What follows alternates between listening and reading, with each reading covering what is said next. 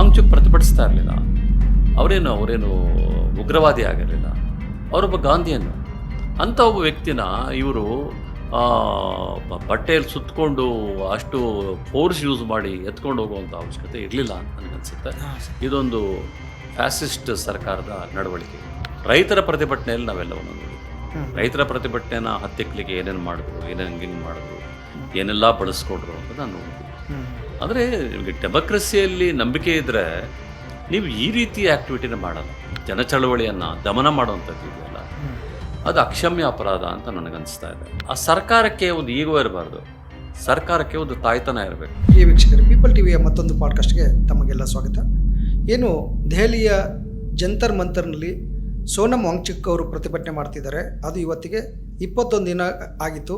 ಆದರೆ ದುರದೃಷ್ಟವಶಾತ್ ಇವತ್ತು ಬೆಳಗಿನ ಜಾವ ಇದು ಪ್ರಸಾರ ಆಗಲಿಕ್ಕೆ ಇನ್ನೊಂದೆರಡು ದಿನ ಆಗ್ಬೋದು.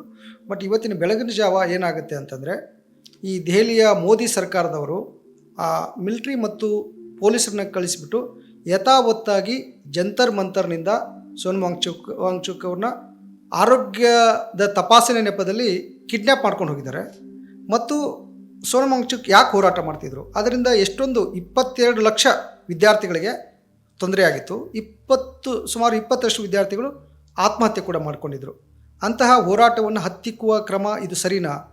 ಯಾಕೆ ವಿಪಕ್ಷಗಳಾದ ಕಾಂಗ್ರೆಸ್ಗಳು ಏನು ನಿರ್ಧಾರ ತೆಗೆದುಕೊಳ್ಬೇಕಾಗಿತ್ತು? ಈ ಎಲ್ಲ ವಿಚಾರಗಳ ಕುರಿತು ಇವತ್ತಿನ ಈ ಪಾಡ್ಕಾಸ್ಟಲ್ಲಿ ಮಾತಾಡ್ತಾ ಹೋಗೋಣ. ಸರ್ ನಮಸ್ಕಾರ. ಸರ್, ಇವತ್ತಿನ ಬೆಳವಣಿಗೆ ಗಮನಿಸಿದ್ರಿ ಅಂದ್ಕೊಳ್ತೀನಿ. ಏನು ಹೇಳ್ತೀರಾ ಈ ದೆಹಲಿಯ ಮೋದಿಯವರ ಸರ್ಕಾರದ ಬಗ್ಗೆ? It's A fascist act. ಒಂದು ಫ್ಯಾಸಿಸ್ಟ್ ಸರ್ಕಾರ ಹೇಗೆ ನಡ್ಕೋಬೇಕು ಹಂಗೆ ನಡ್ಕೊಂಡಿದೆ. ಯಾಕೆಂತ ಹೇಳಿದ್ರೆ, ವಾಂಗ್ಚುಕ್ಕು ಅವರೇನು ಯುದ್ಧಕ್ಕೆ ಬಂದಿರಲಿಲ್ಲ. ಅವರೊಂದು ಉಪವಾಸ ಸತ್ಯಾಗ್ರಹ ಮಾಡ್ತಾಯಿದ್ರು. ಗಾಂಧೀಜಿ ಮಾರ್ಗದಲ್ಲಿ ಅವರು ಉಪವಾಸ ಸತ್ಯಾಗ್ರಹ ಮಾಡ್ತಾಯಿದ್ರು. ಅವ್ರನ್ನ ಇಷ್ಟು ದಿನಗಳ ಕಾಲ ನೋಡೋಕ್ಕೂ ಬರಲಿಲ್ಲ, ಯಾರು ವಿಚಾರಣೆ ಮಾಡಲಿಲ್ಲ, ಅವರ ಆರೋಗ್ಯದ ಬಗ್ಗೆ ತಪಾಸಣೆ ಮಾಡಲಿಲ್ಲ. ಕಡೆಗೆ ಹೈಕೋರ್ಟ್ ಡೈರೆಕ್ಷನ್ಸ್ ಕೊಡಬೇಕಾಯಿತು. ಅವರ ಆರೋಗ್ಯದ ಬಗ್ಗೆ, ಎಲ್ಲರ ಪ್ರಾಣನೂ ಭಾಳ ಇಂಪಾರ್ಟೆಂಟ್ ಅಂತ ಹೇಳ್ಬಿಟ್ಟು ಹೈಕೋರ್ಟ್ ಡೈರೆಕ್ಷನ್ಸ್ ಕೊಡಬೇಕಾಯಿತು. ಕೊಡೋವರೆಗೂ ಕೂಡ ಇವರು ಏನನ್ನೂ ಮಾಡಿರಲಿಲ್ಲ. ಇವತ್ತು ಇದ್ದಕ್ಕಿದ್ದಂಗೆ ಬೆಳಗಿನ ಜಾವ ಬಂದು ಕಿಡ್ನ್ಯಾಪ್ ಮಾಡೋ ರೀತಿಯಲ್ಲಿ ಎತ್ಕೊಂಡು ಹೋಗಿದ್ದಿದೆಯಲ್ಲ, ಅದು ತಪ್ಪದು. ವಾಂಗ್ಚುಕ್ ಪ್ರತಿಭಟಿಸ್ತಾ ಇರಲಿಲ್ಲ. ಅವರೇನು ಉಗ್ರವಾದಿ ಆಗಿರಲಿಲ್ಲ. ಅವರೊಬ್ಬ ಗಾಂಧಿಯನ್ನು. ಅಂಥ ಒಬ್ಬ ವ್ಯಕ್ತಿನ ಇವರು ಬಟ್ಟೆಯಲ್ಲಿ ಸುತ್ತಕೊಂಡು ಅಷ್ಟು ಫೋರ್ಸ್ ಯೂಸ್ ಮಾಡಿ ಎತ್ಕೊಂಡು ಹೋಗುವಂಥ ಅವಶ್ಯಕತೆ ಇರಲಿಲ್ಲ ಅಂತ ನನಗನ್ಸುತ್ತೆ. ಇದೊಂದು ಫ್ಯಾಸಿಸ್ಟ್ ಸರ್ಕಾರದ ನಡವಳಿಕೆ ಇದು. ಸರ್, ಇನ್ನೂ 10 ಜನ ವಿದ್ಯಾರ್ಥಿಗಳು ಅಲ್ಲಿ ಪ್ರತಿಭಟನೆ ಉಪವಾಸ ಸತ್ಯಾಗ್ರಹ ಮಾಡ್ತಿದ್ದಾರೆ. ಬಹುಶಃ ಇವತ್ತು ಅವರು ನಾಳೆ ಕೂಡ ಹಿಂಗೆ ಕಿಡ್ನ್ಯಾಪ್ ಮಾಡ್ಬೋದು ಅನಿಸುತ್ತೆ. ಪಾಸಿಬಲ್ಲು. ನಾವು CAA NRC ಪ್ರೊಟೆಸ್ಟ್ಗಳಲ್ಲಿ ನಾವು ಇದನ್ನೆಲ್ಲ ನೋಡಿದ್ದೀವಿ. ಹೆಂಗೆ ಮಾಡಿದ್ರು. ಕಡೆಗೆ ಪೊಲೀಸರೇ ಗೂಂಡಾಗಳ ವೇಷದಲ್ಲಿ ಬಂದು ಹಲ್ಲೆಗಳು ಕೂಡ ಮಾಡಿದ್ರು. ಎಲ್ಲವನ್ನೂ ನೋಡಿದ್ದೀವಿ ನಾವು. ರೈತರ ಪ್ರತಿಭಟನೆಯಲ್ಲಿ ನಾವೆಲ್ಲವನ್ನು ನೋಡಿದ್ದೀವಿ. ರೈತರ ಪ್ರತಿಭಟನೆನ ಹತ್ತಿಕ್ಕಲಿಕ್ಕೆ ಏನೇನು ಮಾಡಿದ್ರು, ಹೆಂಗೆ ಮಾಡಿದ್ರು, ಏನೆಲ್ಲ ಬಳಸ್ಕೊಂಡ್ರು ಅಂತ ನಾವು ನೋಡಿದ್ದೀವಿ. ಆದರೆ ನಿಮಗೆ ಡೆಮೋಕ್ರಸಿಯಲ್ಲಿ ನಂಬಿಕೆ ಇದ್ದರೆ ನೀವು ಈ ರೀತಿ ಆ್ಯಕ್ಟಿವಿಟಿನ ಮಾಡಲ್ಲ. ಈ ರೀತಿ ದಮನ ಮಾಡುವಂಥದ್ದು ಇದೆಯಲ್ಲ, ಒಂದು ಹೋರಾಟವನ್ನು, ಒಂದು ಜನಚಳವಳಿಯನ್ನು ದಮನ ಮಾಡುವಂಥದ್ದು ಇದೆಯಲ್ಲ, ಅದು ಅಕ್ಷಮ್ಯ ಅಪರಾಧ ಅಂತ ನನಗನ್ನಿಸ್ತಾ ಇದೆ. ಯಾಕಂದರೆ ನಿಮ್ಮ ಕೈಯಲ್ಲಿ ಪವರ್ ಇದೆ, ನಿಮ್ಮ ಕೈಯಲ್ಲಿ ಅಧಿಕಾರ ಇದೆ ಅಂತಂದರೆ ನೀವು ಏನನ್ನಾದರೂ ಮಾಡ್ಬೋದಾ ಅನ್ನುವಂಥದ್ದು ಇದೆಯಲ್ಲ, ಅದು ಭಾಳ ತಪ್ಪು. ಜನಗಳು ಅದನ್ನೆಲ್ಲ ಅಬ್ಸರ್ವ್ ಮಾಡ್ತಾ ಇದ್ದಾರೆ. ಏನೆಲ್ಲ ಕೂಡ ಇವ್ರು ಯೋಚನೆ ಮಾಡ್ದಂಗೆ ಇಡೀ ಇಂಡಿಯಾ ದೇಶ ಯೋಚನೆ ಮಾಡ್ತಾ ಇಲ್ಲ. ಇವ್ರು ತಗೊಂಡಿರೋದು ಎಷ್ಟು ಪರ್ಸೆಂಟೇಜ್ ಓಟ್ಸು, 27-31% ಇವ್ರು ಓಟ್ಸ್ ತಗೊಂಡಿರೋದೇ ಹೊರತು 70% ಜನ ಇವ್ರಿಗೆ ವಿರುದ್ಧವಾಗೇ ಇದ್ದಾರೆ. ಈಗ ಇನ್ನೂ ಜಾಸ್ತಿ ಇರೋ ಚಾನ್ಸಸ್ ಇದೆ. 80%-90% ಕೂಡ ಇವ್ರ ವಿರುದ್ಧ ಆಗಿರೋಂಥ ಚಾನ್ಸಸ್ ಇದೆ. ಸರ್ಕಾರ ನಡೆಸ್ತಿದ್ದೀವಿ, ನಮ್ಮ ಕೈಯಲ್ಲಿ ಎಲ್ಲ ಮಾಡ್ಬೋದು, ನಮ್ಮ ಕೈಯಲ್ಲಿ ಶಕ್ತಿ ಇದೆ, ನಮ್ಮ ಕೈಯಲ್ಲಿ ಅಧಿಕಾರ ಇದೆ ಅಂತೇಳ್ಬಿಟ್ಟು ಇವರು ಆ ಥರ ರೀತಿಯಲ್ಲಿ ಒಂದು ಜನಪರ ಹೋರಾಟವನ್ನು ದಮನ ಮಾಡುವಂಥದ್ದು ಇದೆಯಲ್ಲ, ಅದು ನಿಜಕ್ಕೂ ಕೂಡ ಅಕ್ಷಮ್ಯವಾದ್ದು. ಈ ಯಾಕೆ ನೀವು ಕೂಡ ಕಾಂಗ್ರೆಸ್ ಪಕ್ಷದಲ್ಲಿ ತೋರಿಸ್ಕೊಂಡಿದ್ದೀರಿ. ಕಾಂಗ್ರೆಸ್ ಪಕ್ಷದ ರಾಹುಲ್ ಗಾಂಧಿಯವರು ತುಂಬ ನಿಧಾನವಾಗಿ ನಿನ್ನೆ ಅಷ್ಟೇ ಭೇಟಿ ನೀಡಿದರು. ಯಾಕಷ್ಟು ನಿಧಾನ ಮಾಡಿದರು? ಇಲ್ಲ, ಅವರು ದೇಶದಲ್ಲಿರಲಿಲ್ಲ. ಫಸ್ಟ್ ಆಫ್ ಆಲ್ ಅವರು ಇದು ನಡೆದಾಗ ಅವರು ದೇಶದಲ್ಲಿರಲಿಲ್ಲ. ಅವ್ರು ಬಂದಿದ್ದೇ ಮೊನ್ನೆ. ಬಂದಿದ್ದ ತಕ್ಷಣ ಅವರು ಅಟೆಂಡ್ ಮಾಡಿದ್ದಾರೆ. ಅವರು ಕೂಡ ಸ್ಟೇಟ್ಮೆಂಟ್ ಇಶ್ಯೂ ಮಾಡಿದ್ದಾರೆ. ಮತ್ತು ಅವರು ಎಲ್ಲ ರೀತಿಯ ಬೆಂಬಲವನ್ನು ಕೂಡ ಸೂಚಿಸಿದ್ದಾರೆ. ಕಾಂಗ್ರೆಸ್ ಪಕ್ಷ ಕೂಡ ಅವ್ರ ಜೊತೆಯಲ್ಲಿ ಬೆಂಬಲವನ್ನು ವ್ಯಕ್ತಪಡಿಸಿದೆ. ಅದೇ, ಬಟ್ ಇವರು ಕೆಲವರು ಅದನ್ನು ಸಮರ್ಥನೆ ಮಾಡ್ಕೊಳ್ಳೋದು ಹೆಂಗಂದರೆ, ಅಕಸ್ಮಾತ್ ಕಾಂಗ್ರೆಸ್ ರಾಹುಲ್ ಗಾಂಧಿ ಏನಾದ್ರು ಬಿಟ್ಟರೆ ಅದು ಕಾಂಗಿಗಳ ಹೋರಾಟ ಆಗಿಬಿಡುತ್ತೆ ಅಂತ ಬಿಜೆಪಿ ಆ ಪಾಸಿಬಿಲಿಟಿನೂ ಇದೆ. ಈಗ ಬಿ ಜೆ ಪಿಯವ್ರಿಗೆ ಯಾವುದಾದ್ರೂ ನೆಪ ಬೇಕಲ್ವಾ? ಈ ಒಂದು ಹೋರಾಟನ ದಮನ ಮಾಡಲಿಕ್ಕೆ ಯಾವುದಾದ್ರೂ ನೆಪ ಬೇಕು. ಹಾಗಾಗಿ ಅದನ್ನು ಕಾಂಗ್ರೆಸ್ನವರು ಮಾಡಿದ್ರೆ ಕಾಂಗ್ರೆಸ್ ಅಂತ ಹೇಳುವಂಥದ್ದು, ಕಾಂಗ್ರೆಸ್ನವರು ಕಾಂಗಿಗಳು ಸೇರಿಕೊಂಡ್ರು ಅಂತ ಹೇಳೋದು, ಅಥವಾ ಪ್ರಕಾಶ್ ರೈಯೋ ಅಥವಾ ಅರುಂಧತಿ ರಾಯೋ ಸಪೋರ್ಟ್ ಮಾಡಿದ್ದು ಅಂತಂದರೆ ಇವರು ನಕ್ಸಲೈಟ್ಗಳು ಮಾಡಿದ್ರು, ಉಗ್ರಗಾಮಿಗಳು ಮಾಡಿದ್ರು ಅಂತ ಹೇಳುವಂಥದ್ದು, ಅದು ಅವ್ರಿಗೆ ಅದು ರಕ್ತಗತವಾಗಿದೆ ಆ ರೀತಿಯ ಹೇಳಿಕೆಗಳನ್ನು ಕೊಡೋದು.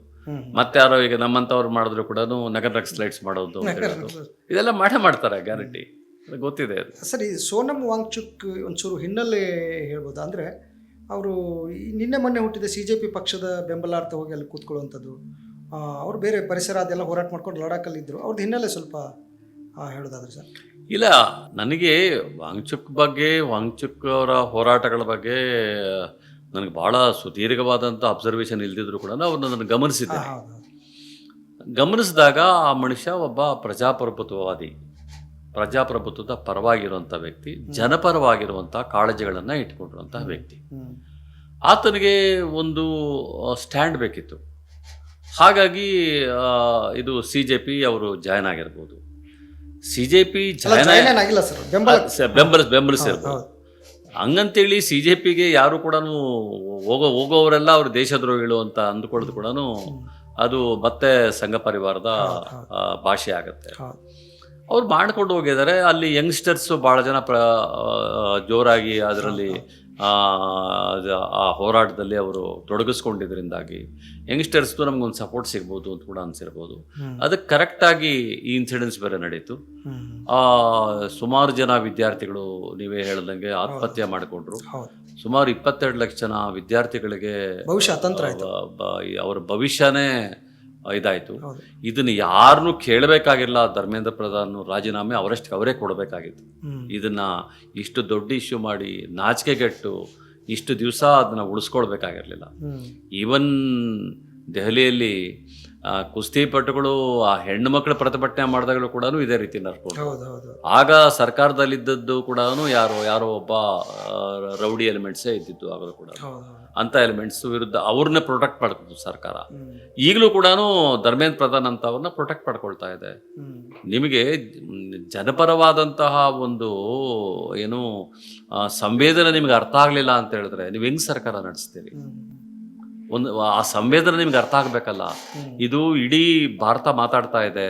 ಅದು ವಾಂಗ್ಚುಕ್ ಒಬ್ಬರಲ್ಲ, ಅನೇಕ ಜನ. ನಿಮ್ಗೆ ವಾಯ್ಸ್ ಇಲ್ಲದೆ ಇರ್ಬೋದು, ನಿಮ್ಮನ್ನ ಮೈನ್ ಸ್ಟ್ರೀಮ್ ಮೀಡಿಯಾ ನಿಮ್ಮನ್ನ ಇದ್ರ ಬಗ್ಗೆ ಮಾತಾಡಿಸದೇ ಇರ್ಬೋದು, ಮೈನ್ ಸ್ಟ್ರೀಮ್ ಮೀಡಿಯಾ ಇದನ್ನ ಇಗ್ನೋರ್ ಮಾಡ್ಬೋದು. ಆದರೂ ಕೂಡ ಜನಗಳಲ್ಲಿ ಒಂದು ಸಂಚಲನ ಉಂಟಾಗಿದೆ. ಇಂಥ ಒಂದು ಅನ್ಯಾಯವನ್ನು ಪ್ರತಿಭಟಿಸಿದಂಥ ವ್ಯಕ್ತಿಗೆ ಹಿಂಗೆ ನಡೆಸ್ಕೊಳ್ತಾ ಇದ್ದಾರೆ ಅಂತ ಸಂಚಲನ ಉಂಟಾಗಿದೆ. ಅದರ ಫ್ರೂಟ್ಸ್ನ ನೀವು ನಾಳೆ ತಿಂತೀರಾ ಅಷ್ಟೇ.